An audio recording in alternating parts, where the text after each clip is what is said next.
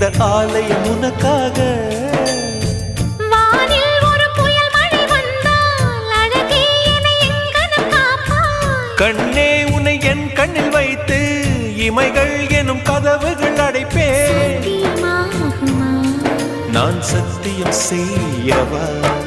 தொடு தொடுவெனவே வானவில் என்னை தூரத்தில் அழைக்கின்ற நேரம். உவா